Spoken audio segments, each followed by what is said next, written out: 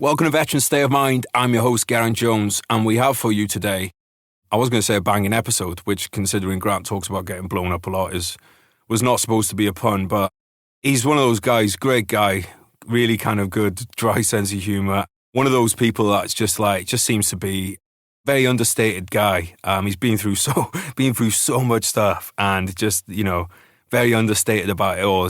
I really enjoyed today's podcast. We just wrapped up and could have spoken to him for hours. I just want to say thank you to everyone that's been supporting the podcast on the Patreon. You can support the podcast for as little as £1 a month. If you're interested, links down in the show notes. Just go and click on that. Also want to say a big thank you to Zulu Alpha Straps for sponsoring today's podcast. If you've got to watch, you need a strap for it. Not much good to you otherwise. So support a veteran-owned and veteran-operated company with Zulu Alpha Straps. They've got all kinds of patterns. Wearing myself, wouldn't try and sell you anything that I didn't use myself, unless the advertiser was paying enough. Get them. It's not too early to start shopping for Christmas, so square yourself away. Zulu Alpha Strap, or get one for somebody for Christmas. Why not? Only 6 months away. I'm just going to cut it there, guys, because this was just so much fun, to talk about.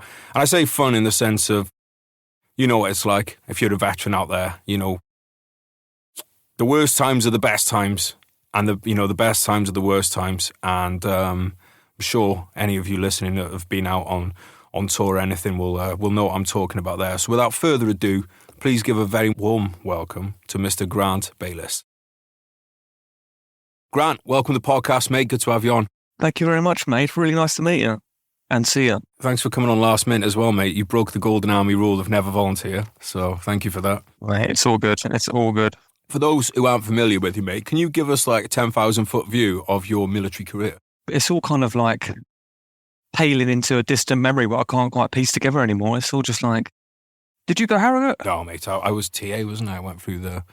You was when you had... I went to Harrogate for my sins. I joined when I was like 15 because my mum just did not know what to do with me. So just forced me into the army, really. I didn't want to fucking do it. And then I chose QRL, which is like the tank regiment, just because it was easy and it was drivery and it was less infantry stuff. But then I joined QRL straight away, which is Queen's Royal Lancers, main battle tanks. And then they re-rolled into formation recce. So then I qualified into CVRT full crewman. And then I did a bunch of tours with them. I did Herrick, Telek 4, Telek 9. Telek 4 was dismounted role in Abu Naji, rotating through Simic House and Pink Palace in Abu Naji camp. And then Telek 9 was Brigade Surveillance. Because between them two tours, I just kind of, when you find your keenness, I was in for 3 years and I fucking hated it so much. And then I found the keenness because we had recce troop and stuff like that. And I was seeing all these boys in recce troop and I was like, oh man, that looks pretty gnarly. And then they started asking for volunteers for Brigade Surveillance. So I just jumped over and did the old COTAC course and then joined the Brigade Surveillance Company, which was like an amalgamation of different parts of the recce platoons from across the brigade.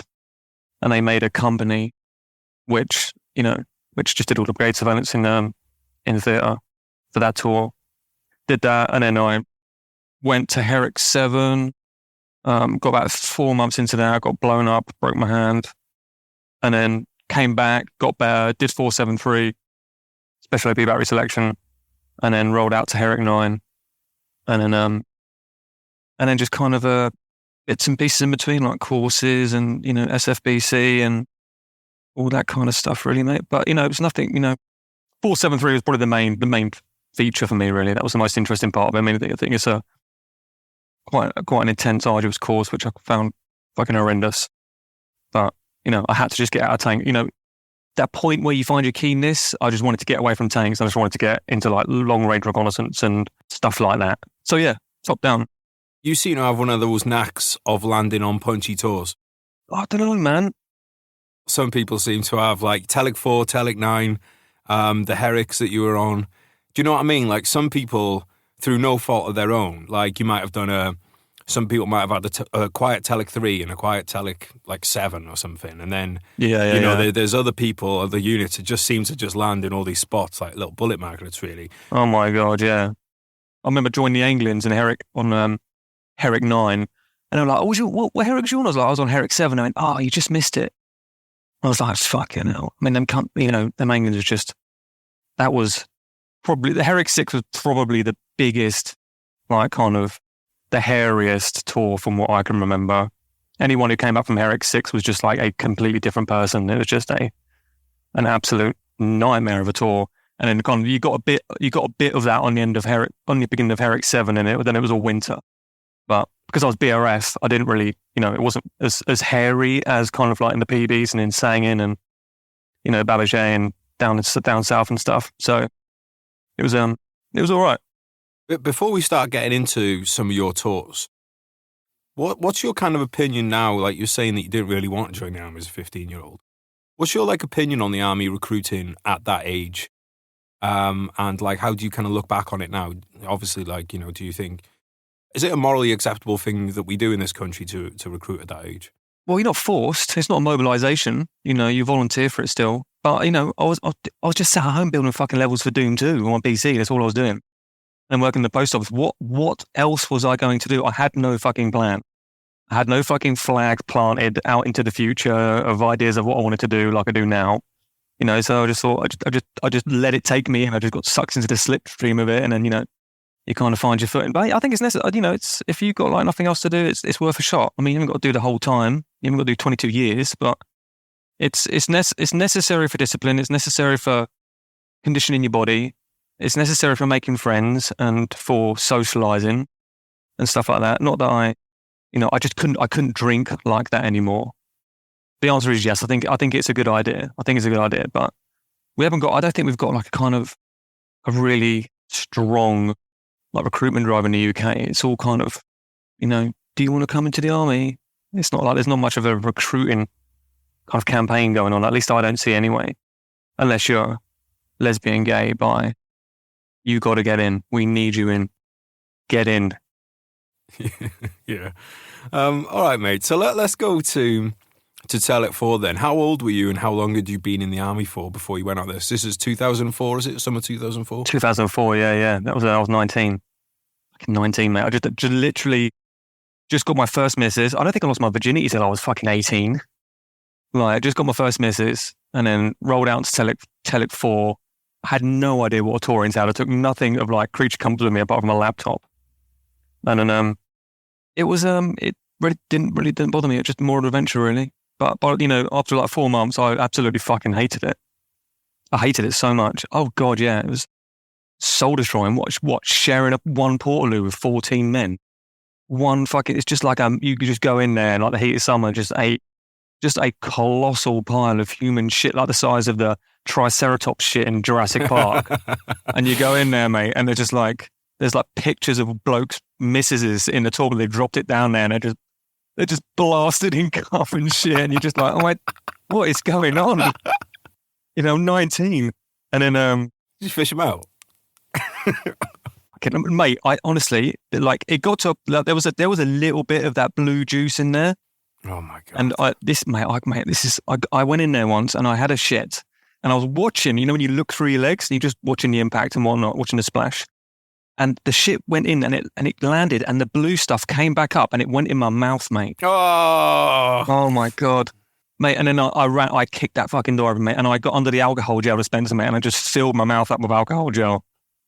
Within like 3 hours, mate, I was just fucking spraying out of my arse, mate. It was horrendous. Oh my God, mate. So, but you are now immune to all diseases. Well, I think once you've had DMV like 5 times, I think your body just like, it's got it all out of its system. I don't even think I get AIDS anymore. I think I can just tolerate anything, really. Definitely could tolerate COVID. So for those who are not familiar with Simic House and Caliphate 4, can you just give people a little spiel about what was kind of going on there at the time, the situation you were in? Oh man, well I was kind of rotating through it with PWRR. PWRR were like, they owned it. They were just like in Simic House and they were just there all the fucking time. They rotated out some of their platoons, but I think snipers were in there for like all the time. There's that guy called Dan Mills. He wrote that book about it. Yeah, Sniper 1. Shout out Dan. That's the one. He was an alley bastard. They're all just fucking really cool alley blokes. All squared away, all looks the shit, all cool as fuck, all from the south, which was a touch. But, I just remember, because we were MBT, main battle tank, so we had a couple of challenges out there. But they went into the city not very often. So because I was the dismounted troop, I rotated through there, and it was more of just kind of a going on guard and then going out on a few GDA patrols around Basra, and then rotating through Pink Palace into there and going on guard on the roofs up there. So it was all just more of a stagging on kind of stuff. But it was quite freaky, because it got lit up a lot, But I think all of the Telic 4 Simic House videos that you see, them cool as fuck, old school, grainy 720p videos that blokes are just, knocking up. It's so cool. The very first tour videos, we were kind of, sprinkled amongst all that. It was all right. It was cramped. It was at shit internet. You had to fucking book the internet like 5 days in advance, to get to it. And, you go on patrol and someone throws a fucking blast bomb and it goes between your legs and blows you through a shop window and, stuff like that. It happened. Yeah. Someone threw like a blast. When you think back about it and you think, oh, that's probably just a kid like making like a big cap bomb. Because someone threw it and I heard it bounce between my legs as I was taking a step. And then it went off and I just fell through this window as it went off. And then everything just scattered and then everything condensed back in and we all pulled back to the front gate to Simic House. And the ITM film crew was there and they were filming it all. But that was probably the most significant thing that happened to me on a actual patrol. Most of the, the getting around sound was in the sangers and whatnot. Can you remember your first time getting shot at? Yeah, not really, no. No, it's the contacts in like Iraq were like vastly different to the contacts in Afghan. There was much more freedom of movement. There was much more it's less urban. In Afghan?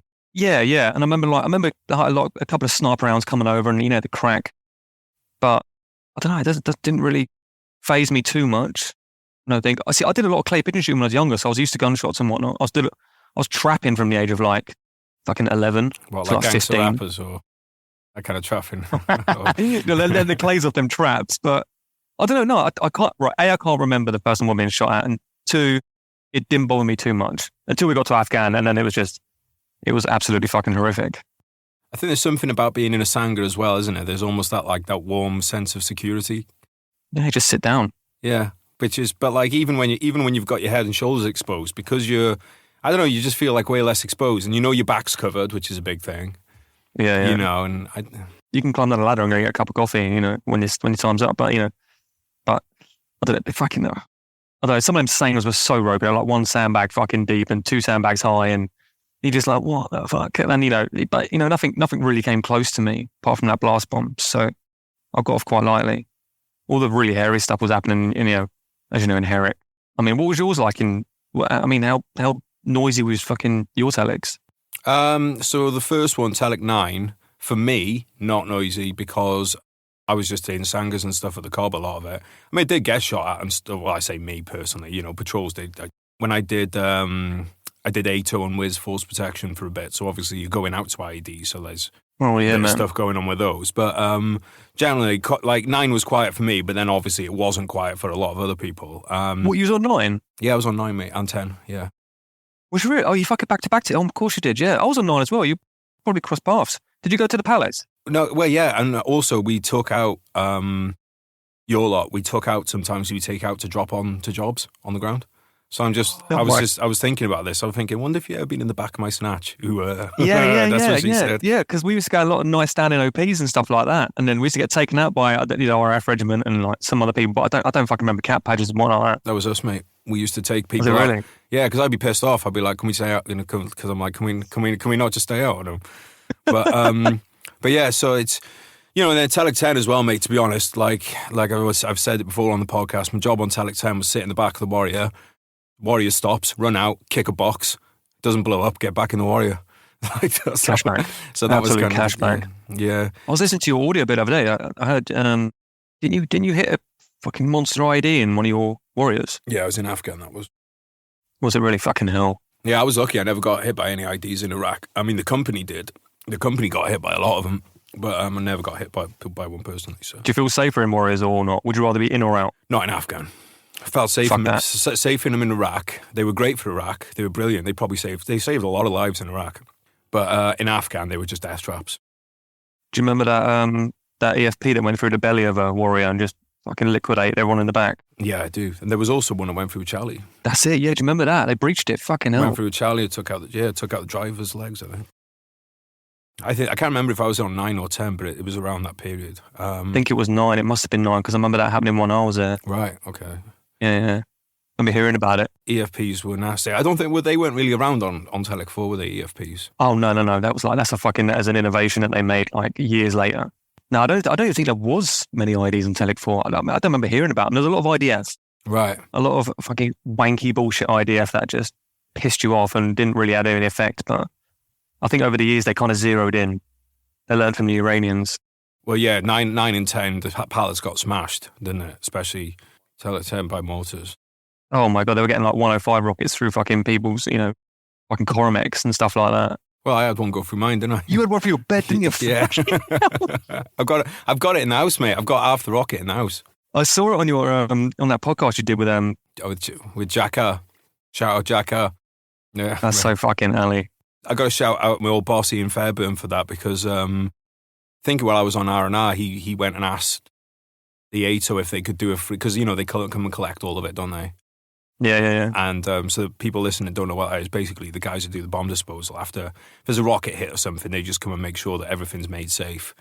Actually, I'll say this as well. One thing people don't know about ATO, one of the worst parts of the job for those guys, everybody knows about the dangerous part of the job for bomb disposal. But one of the things they don't know is that if a vehicle got hit in Iraq, one of the jobs that the ATO would have to do is to go out and make sure that everything was safe in that vehicle, because obviously you've got grenades in there.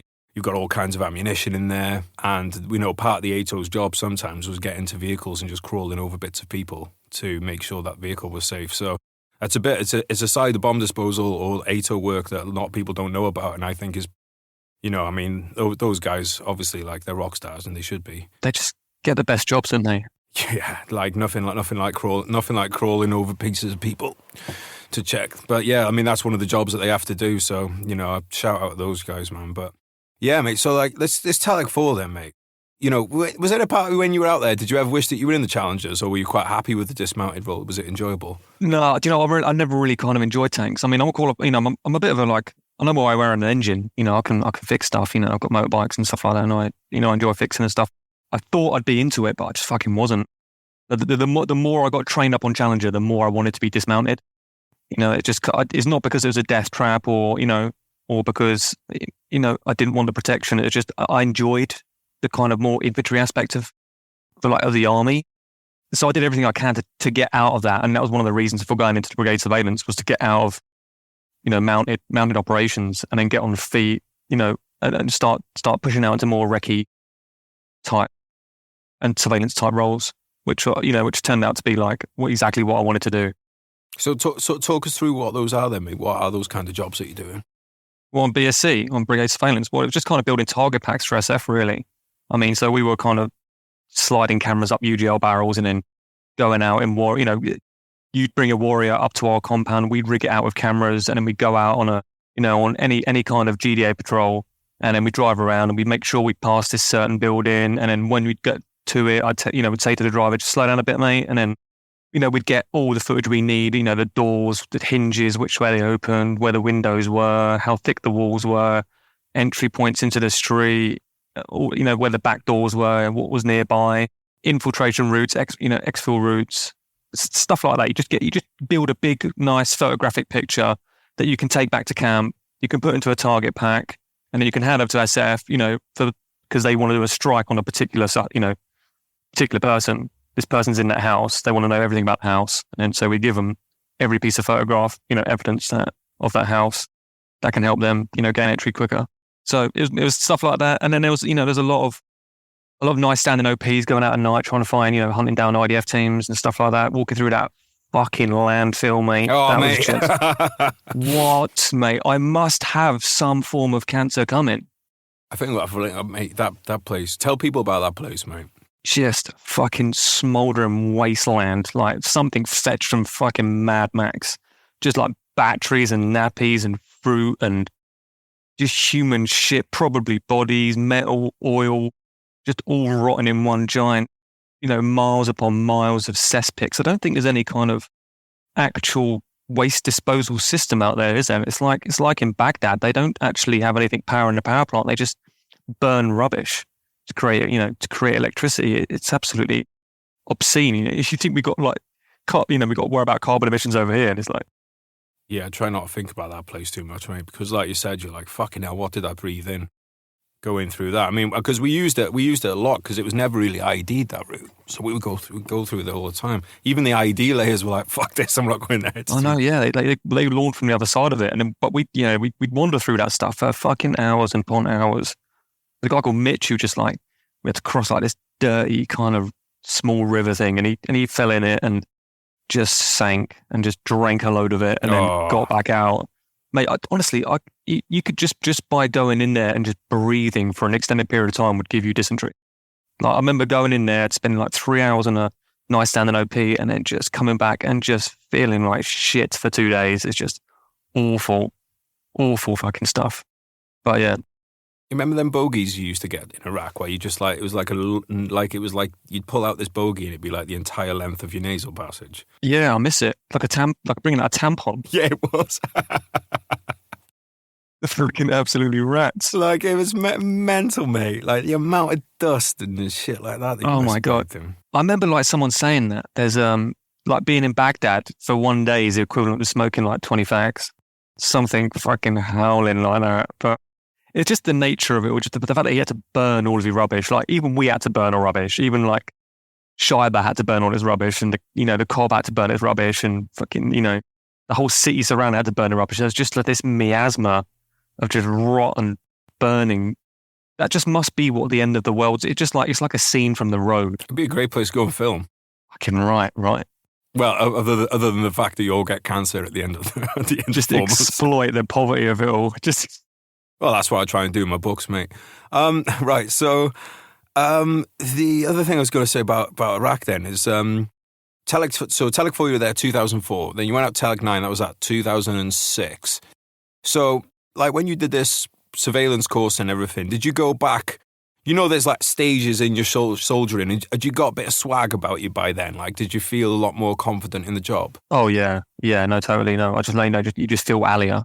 You just feel fucking alley. You go down to do coats out, you do a fucking intense range package, you start getting fitter, you start learning new, doing, covert OPs and, rural OPs and, infills in covert CMVs and stuff like that, carrying around all this camera equipment and huge lenses and, your weapons change and, teams get smaller, become more kind of, tighter. You just become tighter because you have a skill you've all learned at the same time.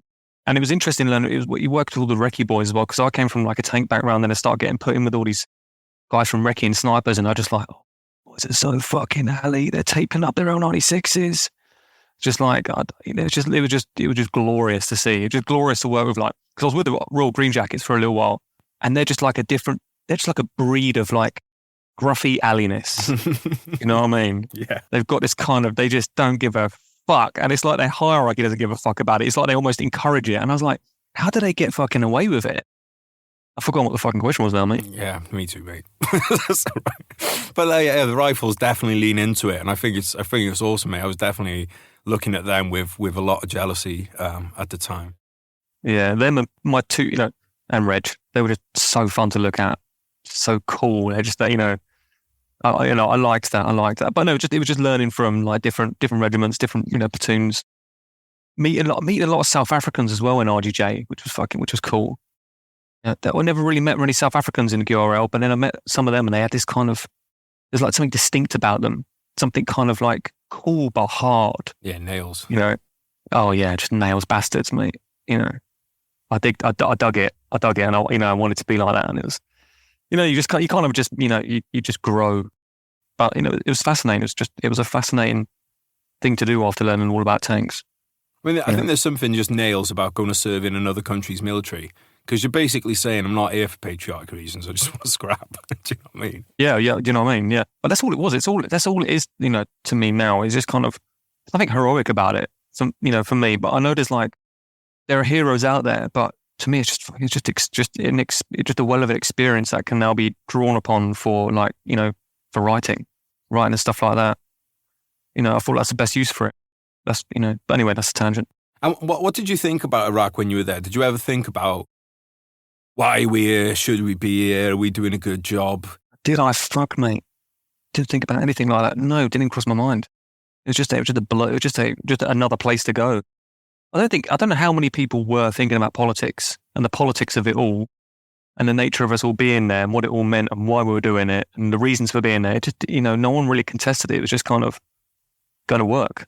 So I was going to say, did you want a punchy tour when you were out there? Did you want to be getting the rounds down? Yes, mate.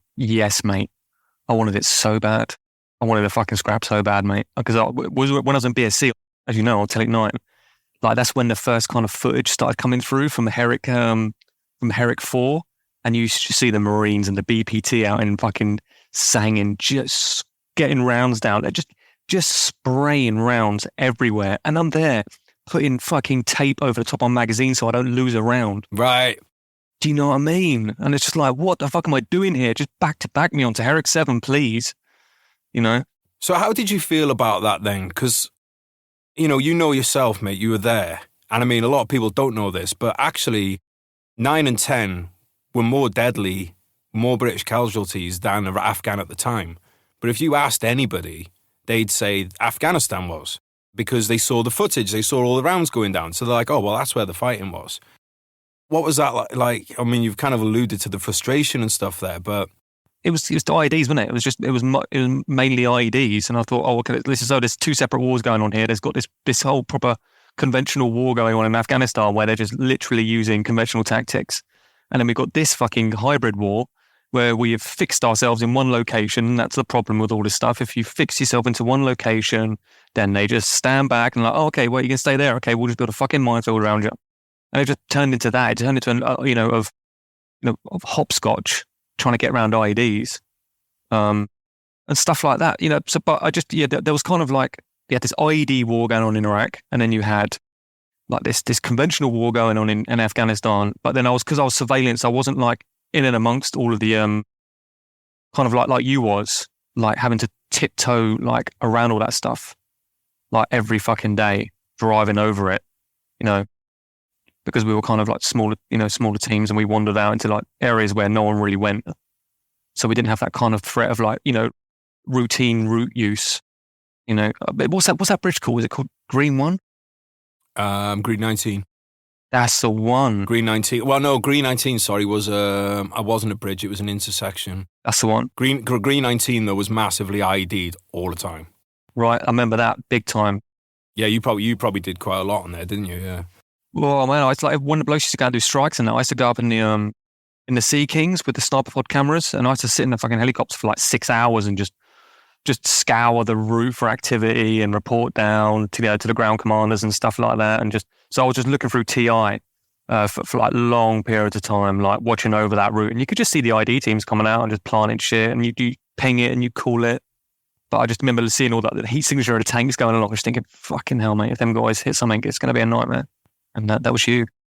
And that was the thing, though. It was like, like the rules of engagement out there. You see those teams, and then what? Do you know what I mean? Nothing. What are you going to do? Yeah. It's like, yeah, what are you going to do? You can't, like, if I was Afghan, it would have been a fucking A10 on them. Right.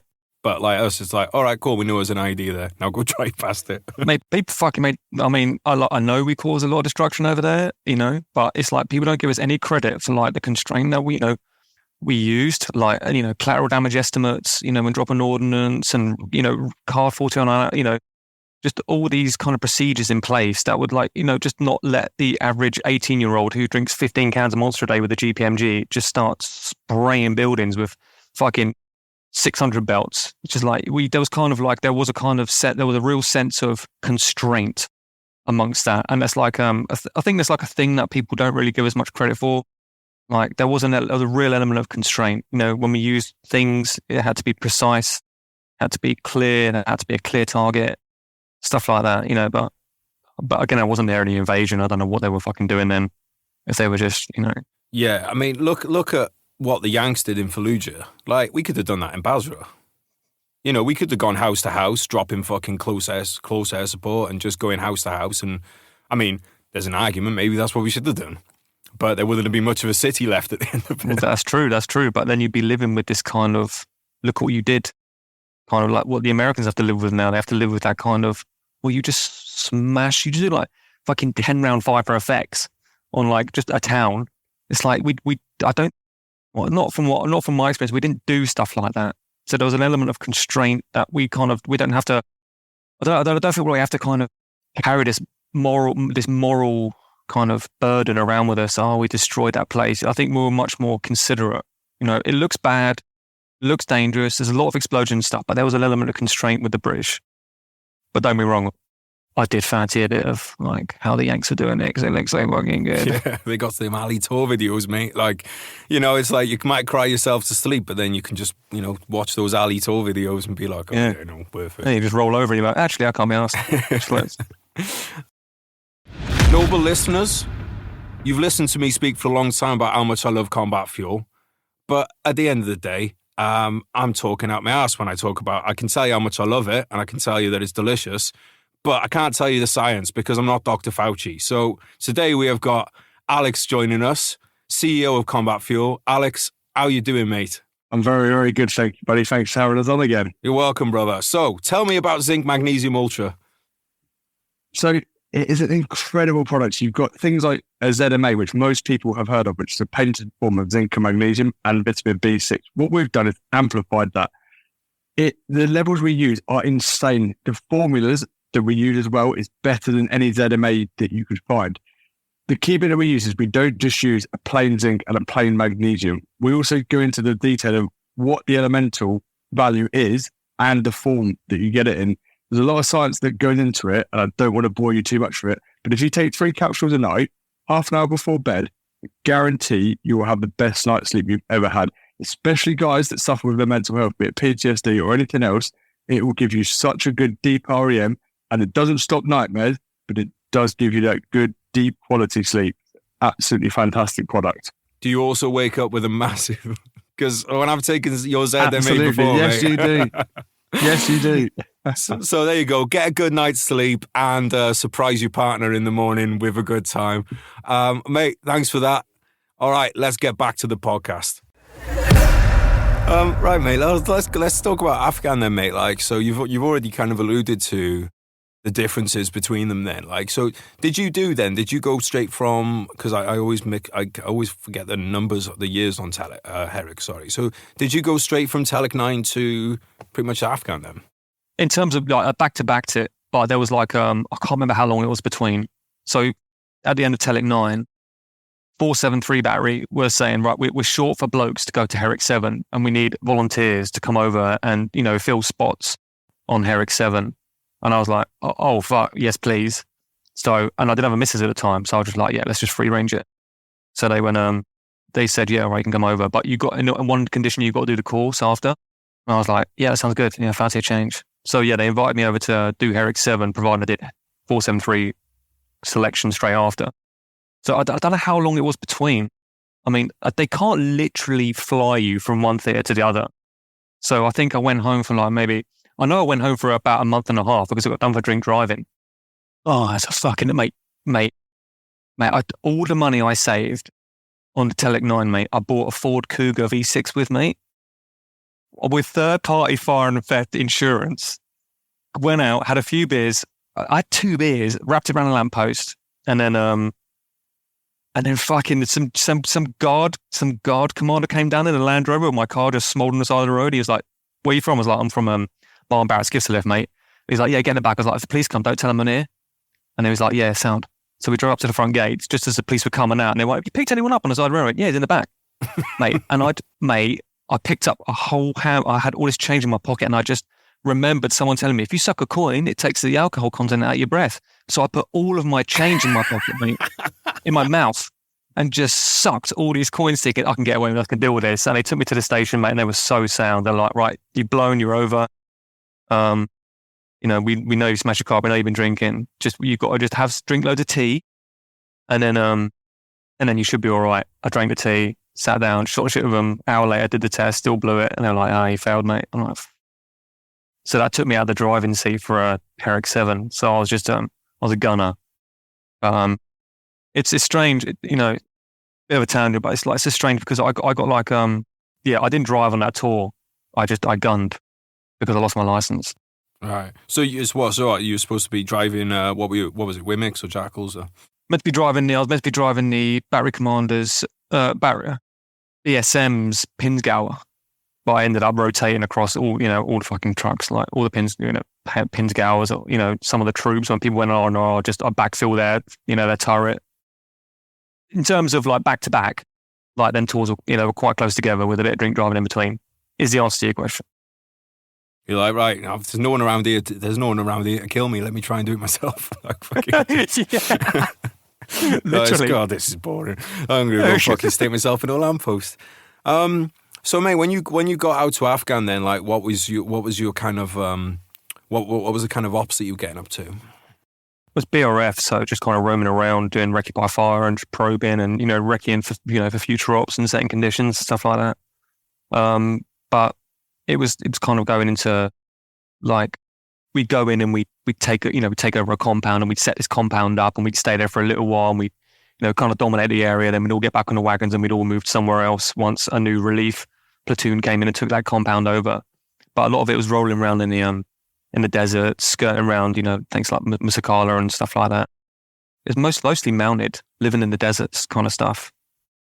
But it was nice. It wasn't nice. It was fucking horrendous. But it was winter.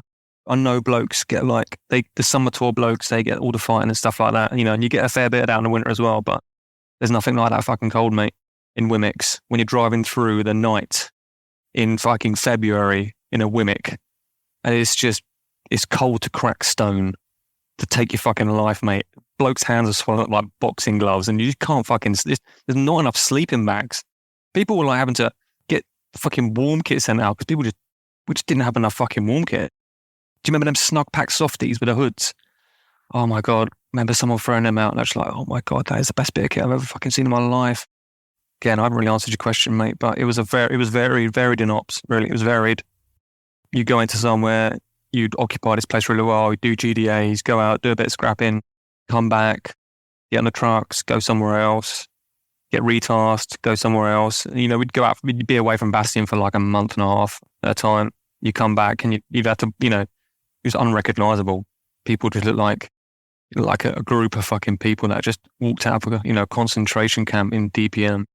Half DPM, half fucking Marpat, because they'd swapped their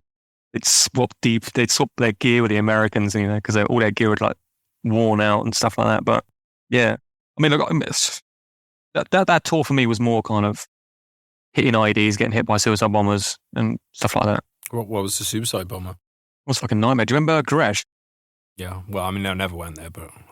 Did you not? Oh, yeah, man. So we were coming back from, I don't know where we're coming back from. We're doing some recce. And we were coming back from, we had to go through Goresh at like midday. And it was like, everyone was just saying, yeah, this is bad. We should not be going through fucking Goresh at midday. And then we're waiting for clearance to go through. And then was like, we shouldn't do it. And then they were like, yep, we're going to go through. And we're like, all right. So we started going through. And then you're just driving through and you see like people tapping their watches.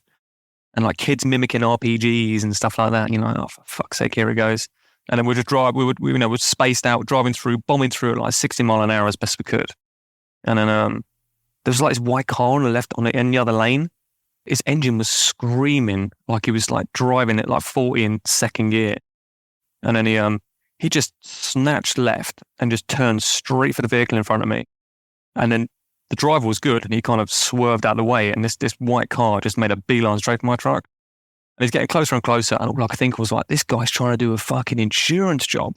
Like he wants to smash into us for a payout. Like, I get it.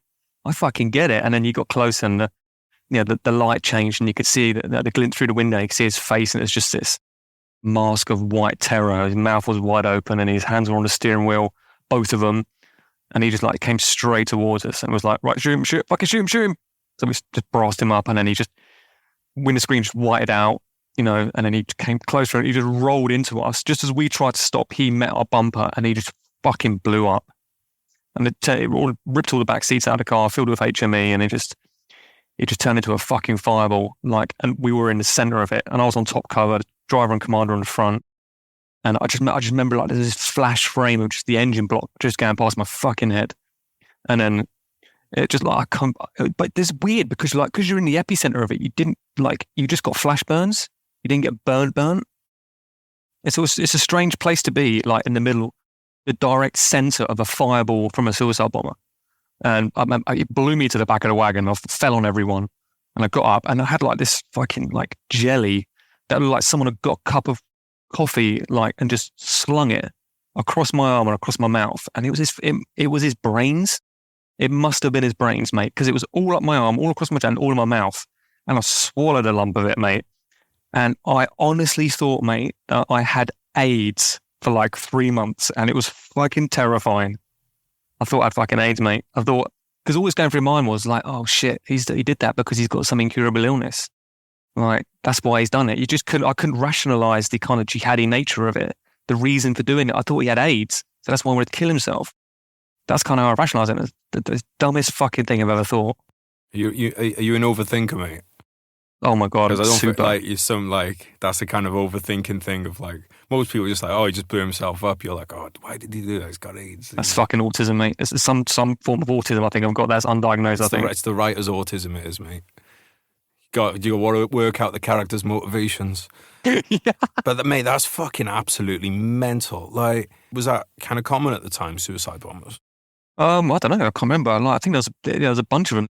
They're few and far between, but they happened. But like, I didn't think it would get that. I didn't think it would happen that close to me. Like you know, I'm 2 meters away, 3 meters away. Just a car just turning inside out, and it was a fucking nightmare. Because he hit our bumper, he blew in like our bumper, which then just bent in, and everyone was just flapping.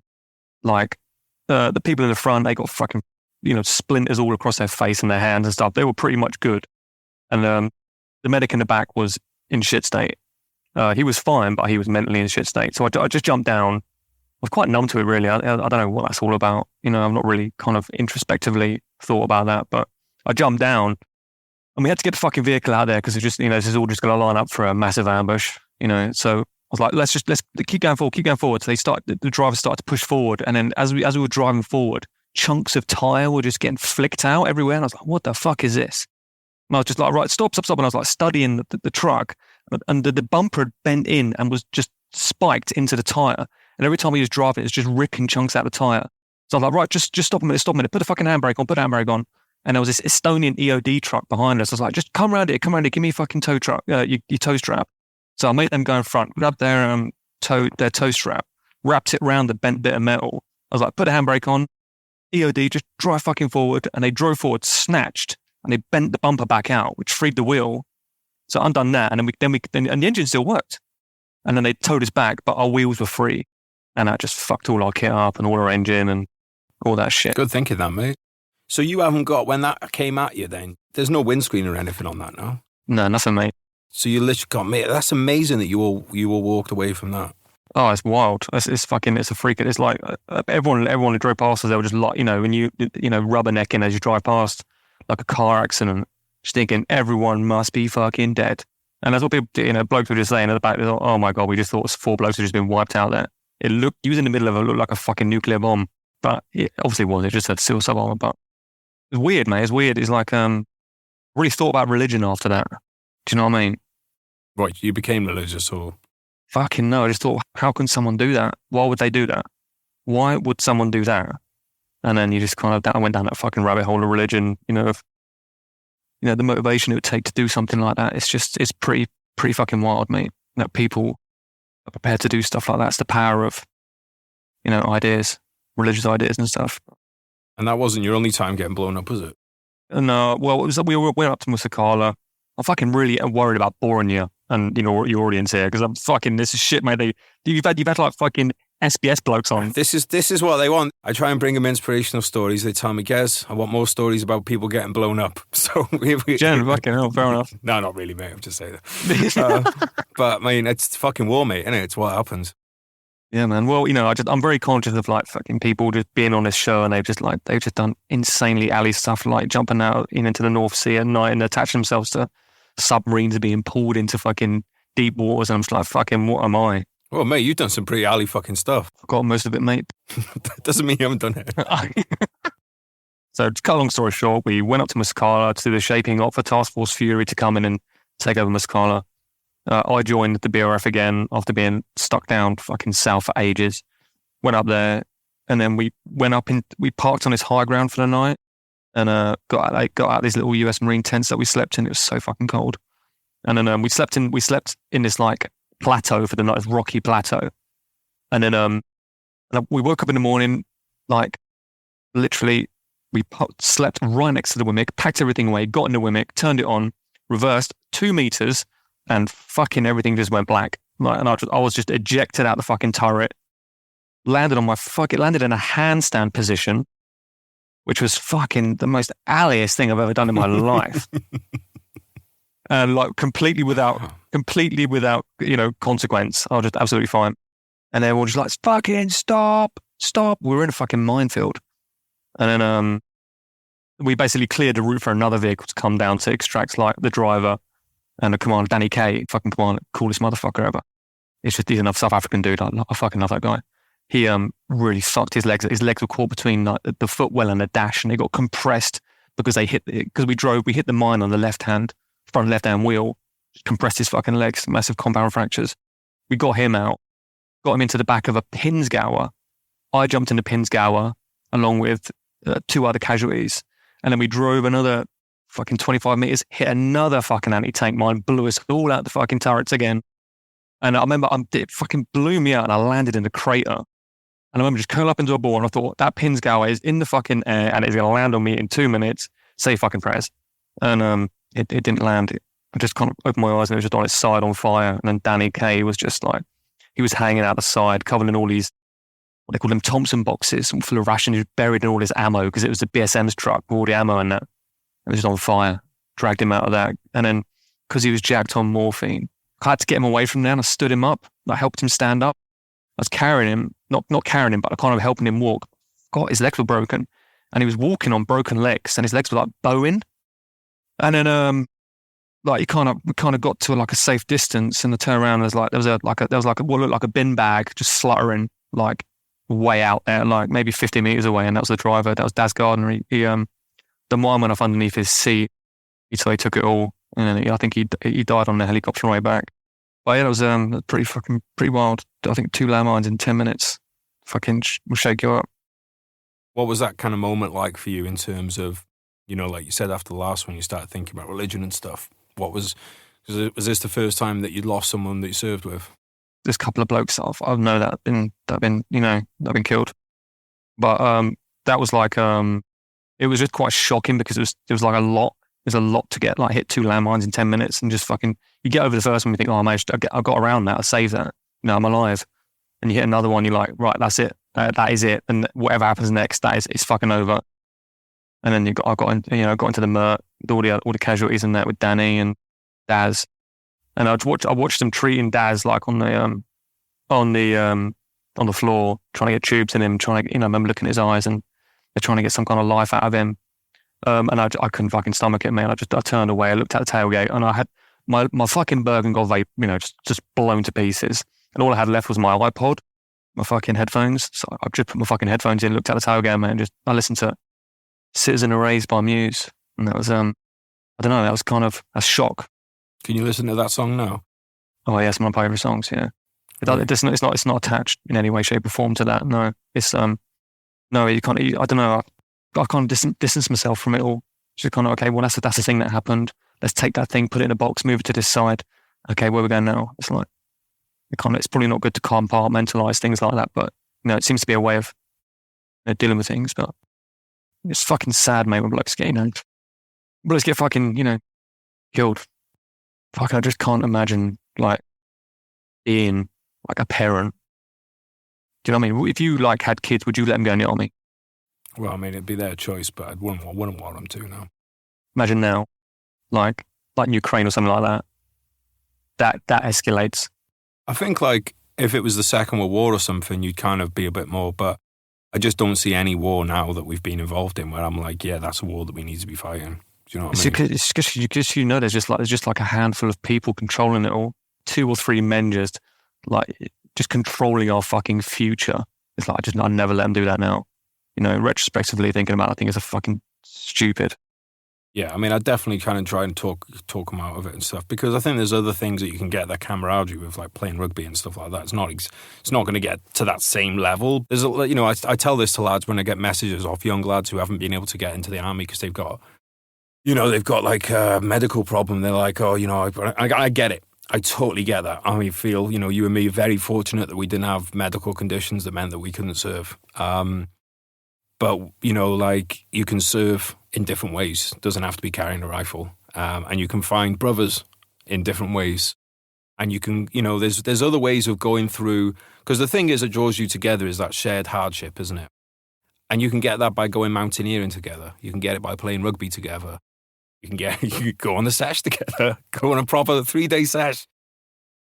I just want to ask one more little war question, mate, before we go on to some things that you like your civilian life. But you mentioned you broke your hand. When was that? Was that a separate? That was after the first mine. I landed in a handstand position. I just bent my fucking hands back. Oh, okay. So you didn't even know it was broken? No, until I lifted the stretcher, and it just like electrocuted my hand, and I was like, "Fuck, what's that?" So that was it. So I used to break dance, but now I can't do anything because my hand won't go far back, But some nice pending arthritis for me come in. Not service related. At all. No, at all. Getting Superman through the air. It just happens every day in civilian life, doesn't it? You get launched through the air and land on your hands. Fucking hell, mate. There was just like a split second where I just thought, I don't know which way's up. Like, I just couldn't figure out which way was up. And then you just land. Yeah, it's fucking wild stuff. So when was it you decided to leave the army? 2012. And what was the reasoning behind it? Oh man, I was geared up for selection. Went on to SFBC, failed the fucking swim test on that because it was absolutely gopping. And then but breezed all like the hills side of things and that. But I really wanted to go on selection. That was really what I wanted to do next. And then Smudge, Alex Smith, he was like, dude, you got to get out and do some CP. It's fucking, I'm killing it. I was like, oh my God, that sounds so good. So I just got out and did CP for 2 years down in Baghdad. So yeah, so I got out in 2012 to do CP, which I don't regret because that's where I started reading more. So you weren't a big reader while you were in the army? Yeah, I was. Yeah, no, I started reading a lot after Herrick 7. I started reading a lot, and then I went to and CP's where I fucking really kind of like, right, everyone's just on Facebook here, just watching films all day long. Like this, I need, what am I doing after this? Because this is ludicrous. I can't just do this forever. This is fucking 9 and 3 rotations with the missus at home. So I read like fucking 200 books and just fucking, I'm just that bored, that fucking bored. And that's where writing came in. So before we go on to the writing then, what were some of the, what were the kind of books that you were reading? Well, man, everything, like philosophy especially. A lot of Albert Camus, a lot of Haruki Murakami, Christopher Hitchens, Richard Dawkins, Aldous Huxley. I read a bit of fiction then, but I was tend to read more non-fiction because I knew fiction was not real, and that I wanted to know things that had actually happened. So I leaned towards non-fiction, which is ironic because now I'm really into kind of fiction. But yeah, a lot of non-fiction stuff really. But Cormac McCarthy, things like Haruki Murakami and Cormac, fucking things like that, like real fine pieces of literature, fictional literature, are just like they just blew me away. And but yeah, anything I get my hands on really. I fucking found a book saying how to write a screenplay out there. Read that, started writing a screenplay, which was absolutely fucking gopping. Now I look at it. But yeah, no, just a variety of things really. I didn't read much war stuff. I don't read much war stuff. Don't know why. Don't know. Like Bravo 20 was the last war book I read, and there's just a moment in that, like where Andy Managh's like talking about how he got through the interrogation. He's like, I just built a house in my head. I just like, what happens to the body happens to the body. It will heal. You got to build a house in your fucking mind, and you got to live in there for the duration, and you can't let anyone in. I just remember that thinking that is fucking fantastic way of dealing with things. That's a really interesting way of handling like hardship. It's so fucking weird now reading it, mate. They're using words like Marmite Miner and Chutney Ferret and fucking stuff. So where were you getting these these books, like, where were you getting these recommendations from? Like, where were you finding these books? Diplomats, the ambassador and stuff like that. Like, they'd all all the diplomats would read books up at the bar, and they'd all have like this big library at the bar, and I just fucking help myself. And then I bring books back from, R&R, or I buy them at fucking Istanbul airport.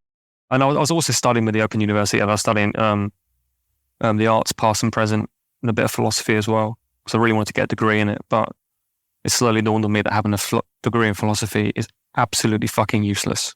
But yeah. Yeah, as are most degrees, really. But, Have you got a degree? Yeah.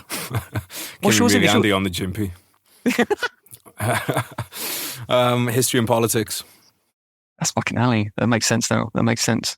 Didn't go to anything though, mate. Didn't attend anything really. Yeah, but it gave you an much. excellent understanding of writing.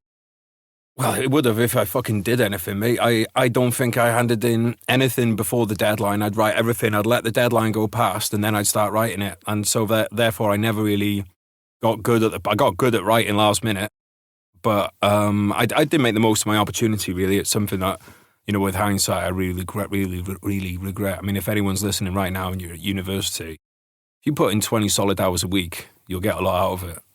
But I just couldn't even be asked putting that much in. I wasted the opportunity, really. What, you regret not trying harder? Oh yeah, 100%, mate. It's the reason I'm a big fan of the GI Bill, because I think, like, the Americans, like, if you do your military service first, because I didn't want to be there. I want to be in Iraq. So I was just, I didn't want to be there. But then, now I'd love the opportunity to go. I mean, I wouldn't do it now because I'm working, but like, if, you could have done, like the GI Bill does, where they pay your tuition, you get money towards your accommodation and everything, I would have had a totally different mindset towards it. It would have been like, because you do 20 hours, mate, you've still got loads of time to go to the piss. You've still got loads of time to do everything else. But at the time, you just become, like you were saying, mate, you watch DVDs, you fuck around on Facebook, you waste so much time there. As a young man, without direction, you needed that. Like you were talking about Harrogate, I didn't go to Harrogate, but I kind of like, personally, I do think there's a little bit of a moral qualm, but at the end, but I also see the benefits of being given that structure at a young age, because you go to uni, it's the first time away from home.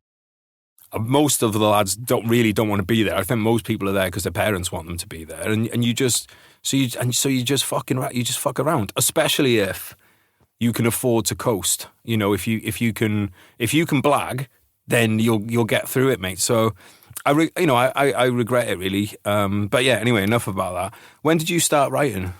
You said, well, after the screenplay, 'cause you wrote a book, right? When was the book? No, I wrote a book in 2000. I wrote a book in 2000, and my first attempt at writing a book in 2014. Mm-hmm. So that was while you were doing CP, or? Yeah, no, it was like literally I wrote it about ISIS. Like ISIS were like 25 miles from the embassy, and it was just mate, that whole feeling. Mate, I don't know if you saw it. There's like there's a video floating around called "This Clanging of the Swords," and it was basically like a fucking 20-minute murder montage released by ISIS. And it was just the most fucking brutal thing I've ever seen. Just slow-mo executions in 4K of like shotguns to the fucking I remember that someone passing that around saying, "Watch this. This is 25 miles away." And it just felt like the fucking dawn of a zombie apocalypse coming down. It felt like dawn of the fucking dead. And then so I wrote a book about like what it would be like to operate in that country if ISIS actually won. Yeah, it's your first book. It's fucking. I had no guidance on it. I had no editorial team or anything like that. Self-published, but I know I really wanted to write something, and then boredom. So how is writing for you then? Do you find it a cathartic exercise, or is it, what are your kind of aims with it? Well, it's kind of like I can't not do it anymore. Like, I've come too far. Like, I've been doing it for I'm nearly pushing 9 years now. Like, I just really enjoy it. I really enjoy the process. I really enjoy writing treatments. I really enjoy the research. And, you don't really know. It's amazing what you discover about yourself. I didn't know I was creative until like 2014. Like, you find, it turns out I can handle notes and, write stories and with high concepts and stuff like that. It's a fun exercise. I really just want to, I would like to write books again, but I just much prefer writing screenplays. It turns out I'm a better screenwriter than I am a novelist. At least what my manager says anyway. I like reading screenplays, and I like, I think they're cool. I think they're very fucking cool. You read something like Chris McQuarrie's Way of the Gun, and it's just so fucking slick.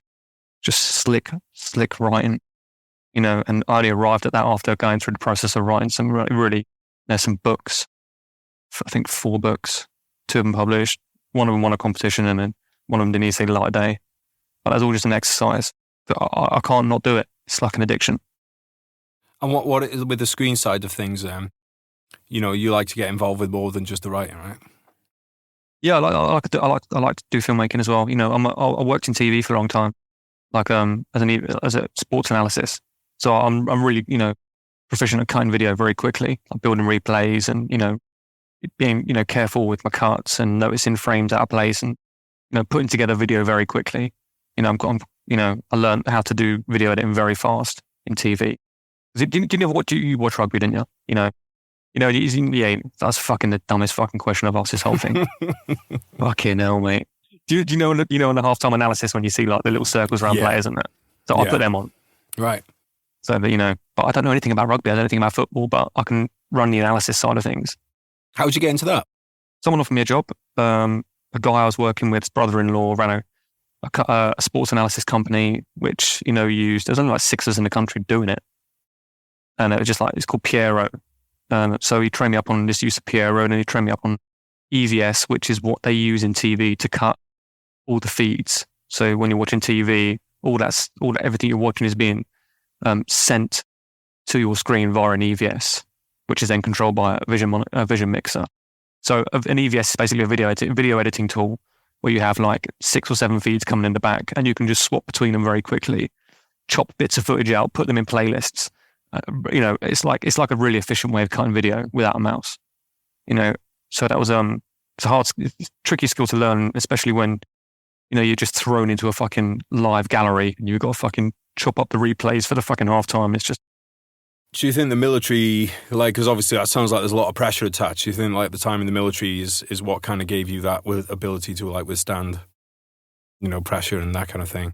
No, I don't think anyone. No, because people out there that do it and they just take it. It's like no, it was fucking sweaty stuff.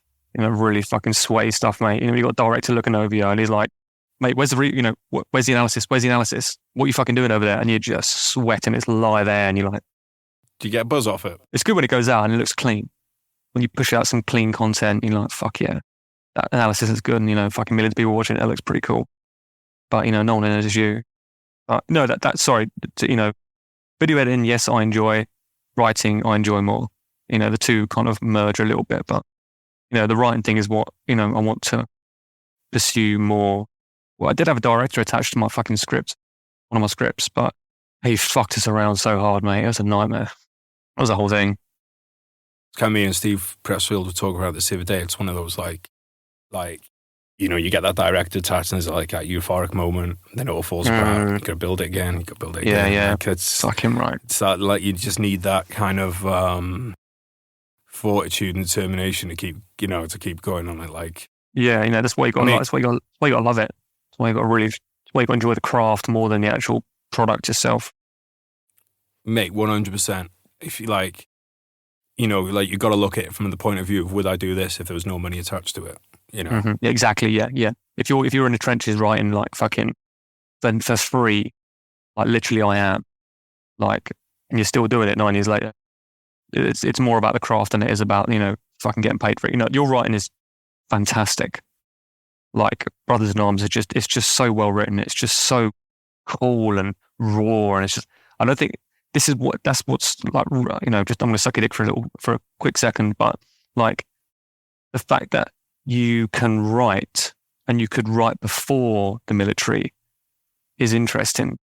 Because you did a degree, and then you went into the military, which shows you had the background education, be able to write properly, and had the interesting writing, and then you had all them skills inside that experience, and it's just allowed you to write in such a kind of a unique way. Because it's one thing being in the army and getting out and writing a book and have someone ghostwrite it, but it's different being a writer like you.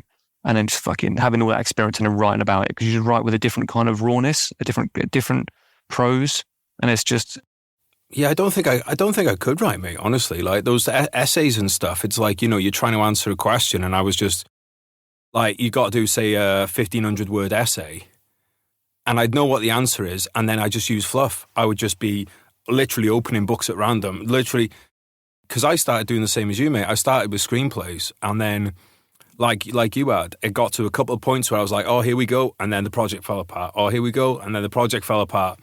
So I was like, fuck this. Like, I need something to show for my efforts here. So I'm going to start doing books. So, you know, and I think there's something to be said for, like, if you want rawness and stuff, there's something to be said about not knowing what you're doing, because, like, that can actually, once you start knowing what you're doing, now you're like, oh, no, I need to have this beat needs to be in this place, and this has got, like, whereas when you're first doing it, that's kind of like the most free you'll ever be. Yeah, because now you're like, oh, do I need to add another female character in, or do I need to have like, because like you're like, oh, how do I? Because it's like your job, so you're like, how do I make this the most kind of sellable? You know, because if you don't get any money for it, it's like, yeah, you'd still want to do it, but at the end of the day, like, it's your job. So if you don't get any money, you're fucked. Exactly. So so it's the boundaries of creativity. Just the boundaries of creativity kind of just like they kind of move in, don't they, and narrow as you become aware of like things like budget and art, you know, and stuff like, you're like, oh, I can't just write like that anymore. It's like, for fuck's sake. First screenplay I wrote, mate, had fucking Navy ships in there, jets in there, and then the bloke's like, I'm like, and because I didn't realise that like that would be a problem, but you're a first time writer, no one's taking $100 million script off you. Exactly. Yeah, do you know what I mean? It's insane. You know, so then you're like, oh, right, so I need to have like 4 characters, limited locations, no Navy ships, no jets, no parachuting. Yeah, you know, you need to like, I can make this. Yeah, exactly. No rain, no rain, no like fucking, no setting scenes in the Bellagio in Las Vegas or anything like that. You know, you're like, yeah, right, farmhouse characters, couple of characters. No, I say, mate, we've, unfortunately, we have run out of time, which sucks, mate, because I really enjoyed talking about this stuff, mate, which I guess we'll have to do over a pint instead. Yeah, man, that'd be cool. But, mate, is there anything you want to say to people, nice words, before you leave? Anything about where they can find you, where they can come and check out your work, anything like that, mate? Yeah, just check me out on Instagram, really. I don't really use too much anything else apart from Instagram. No, yeah, just Grant Bayliss Instagram, really. Come say hello. I will stick that down in the show notes, mate. I mean, I've got a couple of books out there, but like they're just like, I've discontinued one of them. One of them's like almost for free now. So fucking fill your boots. But that's like my early writing. I don't really want to draw any attention to that, you know. It's good, just, you know, yourself, you know, fucking self-published work. You're like, oh my God. Well, I do think there's good self-published work out there, but I know what you mean, mate, because it's like you keep getting. It's like if you were an NFL player in his prime, you wouldn't want people to go and watch a video of you playing high school football, would you? Right, yeah. You need people to tell you what's wrong with your work, and you don't get that when you self-publish. Like, I've got one book out, you know, if you can read anything of mine, read Witchcraft 47, which is just a very short novella about a single contact in Afghan, you know, about how to conduct yourself and how to, you know, squeak it away and stuff like that. It's like a little check. That's the only one I want to pimp is Witchcraft 47. But no, I've got a little, you know, I've got a short film proof of concept coming out. Think by check that out. Ali, mate. I said Ali call sign as well. Witchcraft 47, like that. Was that your call sign? Was it? Yeah. That's Ali, mate. All right, bro. Well, thanks so much for coming on today, mate. Really enjoyed that. Anytime, man. Oh, anytime. Thanks for having me. Really, thanks for having me, and thanks for your team for like some lovely email and invitation. And it's really good speaking, man. You are just the coolest motherfucker. I think you're so cool. Thanks, bro. Peter, you have to cut that bit out. Yeah. No, thanks very much, mate. Really, really appreciate your time, mate. We'll have to try and catch up in person sometime. Sounds good, all right, dude. mate. Well, thanks. Cheers, Grant, and noble listeners. We will catch you next time, and we love you. Bye.